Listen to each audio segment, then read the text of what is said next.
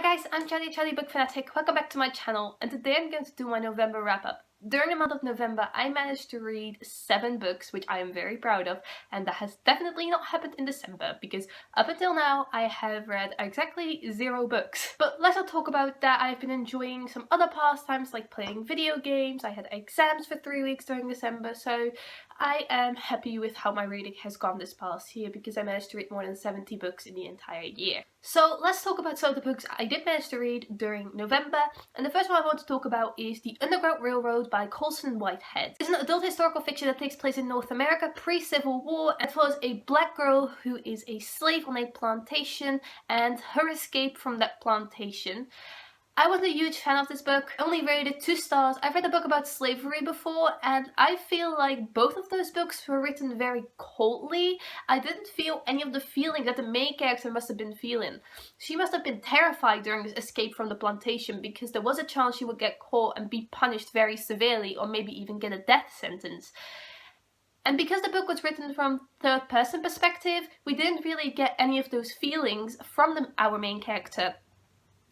And that disappointed me very, because we were only reading about her escape and her ending up in all these different places in North America. Of course, it was interesting, but it felt like I was reading a textbook, and that's not what I want to feel when I'm reading for pleasure. So this book really wasn't my cup of tea, and I'm very sad that the 2 books I have read on slavery turned out to be so alike to each other and not my cup of tea at all. I would still recommend this book because it does get a 4.03 average rating on Goodreads, so it might be your thing entirely, so please check it out if this does sound interesting to you. Then E-Arc of 3 Sides of a Heart. This is an anthology about love triangles edited by Natalie C. Parker. It features a wide range of authors. All the stories add up to an average rating of 3 stars for me.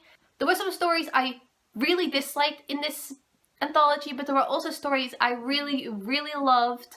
Especially Veronica Roth's story, which is very interesting because I read an anthology earlier this year, which Veronica Roth also contributed to, and in that anthology she was also my favourite writer in that, even though I didn't particularly like her Divergent. I only read the first book in the Divergent trilogy. I didn't particularly like that one or thought it was anything special, so I'm very interested in her writing, just not the book she has currently brought out. Triangles aren't my thing either, but I enjoyed some of these stories, some I didn't, and I'm very glad I did manage to read this anthology, because I do like discovering new writers. Then a classic I had to read for the Austentatious book club, which is a book club hosted by Zoe from Read by Zoe. I will link the Goodreads group down below. And the group book for October and November, I believe, was Mary Poppins by P.L. Travers. It's the first book in the Mary Poppins series.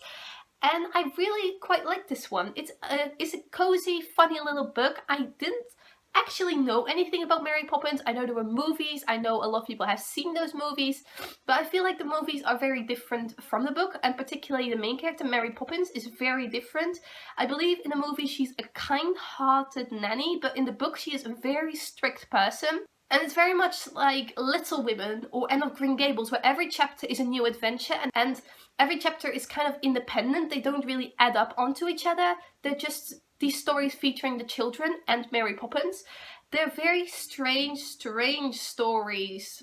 For example, one where it's Mary Poppins' birthday and there is this zoo where humans are basically the animals locked up in cages, and the animals are just walking around and interacting with Mary Poppins and the children.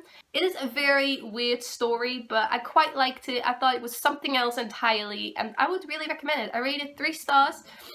And I thought it was a funny little book, but I'm not going to continue on with the rest of the series. I thought this one was quite enough. I also finally managed to read Heartless by Marissa Meyer. It is a standalone YA fantasy that follows the Queen of Hearts before she became the Queen of Hearts. It's basically a villain origin story. I have had this one on my shelf for a while and I finally got to it.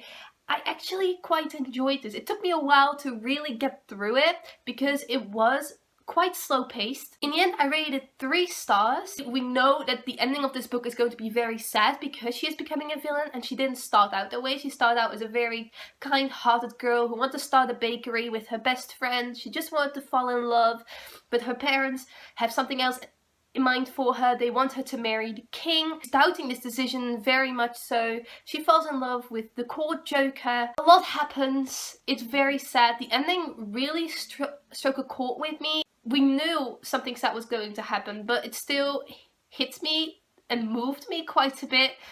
I didn't really get anything else out of this, but I thought it was a very well written story, and I like stories that don't really have a happy ending. And if you like stories like that too, I think you will like this one quite a bit.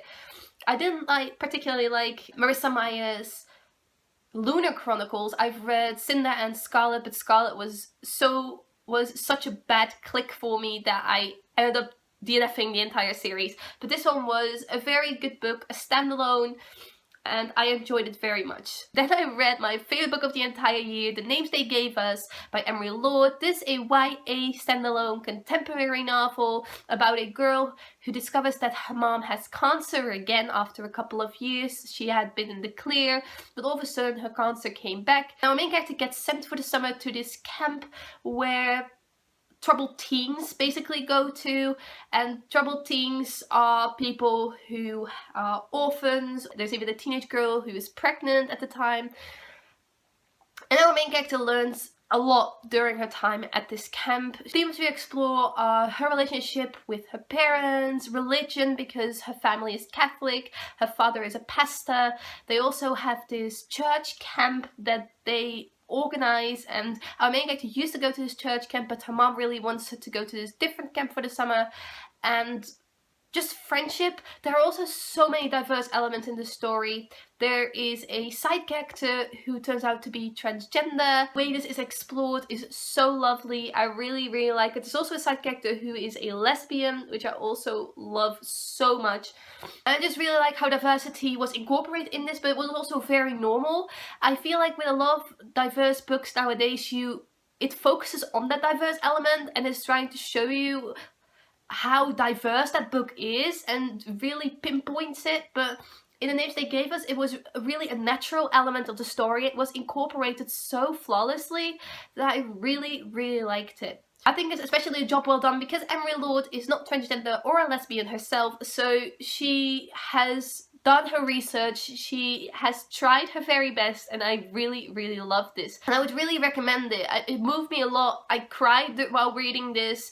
I actually sobbed, to be very specific about it. It's such a good book. It's been my favourite book of the entire year, which is very funny because When We Collided by Emery, which I read in 2016 or 2015, was also a favourite book of the year of mine. And Emery is an author I treasure very much and I want to read a lot more from because her books turn out to be quite good ones, for me at least. The last book I want to talk about is The Bitter Kingdom, which is the third and final book in the Fire and Thorns trilogy by Carson. I've read the first two books, I think, years ago, and then I was waiting to get the third book for a very long time, and then I finally got to it in November. The second book in the series is still my favourite. I rated that one 5 stars, but the third book in the series I rated 4 stars. It was such a good finale. I loved how the series wrapped up. The first book in the series, Girl of Fire and Thorns, follows Elisa, who is a princess, and she gets married off to this much older king from another kingdom. She gets up in all of this political maneuvering that her dad and her sister are doing, and in the first book, she ends up becoming a rebel, and a lot happens throughout the series. Elisa gets so much more mature. She grows up a lot. She is overweight at the beginning of the first book, and I didn't like how that was dealt with, but a lot of people did like the fat girl representation, so maybe you'd like it too. I haven't read a lot of books with fat girl representation in it, so maybe this is a good one for you, especially not a fantasy book, by the way. So that is really cool that Carson tried to incorporate that in her story. I just didn't like how Elisa lost all of that weight throughout the books. I would have preferred it much more if it was a bigger topic throughout the whole series, but it was only a topic like at the beginning of the first book. Anyway, I really, really loved the series, and the third book was a great finale. I really liked all of the plot twists, all the political maneuvering, all of the fast-paced action that took place throughout the series. It was a great trilogy. I loved it very much so. Probably one of my favourite series ever. But I do think it's been too long since I read the first 2 books, if I'm being very honest. I think I would have loved it a little bit more if I read the book sooner. These were all of the books I read during November. Let me know down below if you've read any of these books or if you want to read any of these books. Let me know all of your thoughts. What did you read during November? I would love to know. Thanks for watching. Goodbye!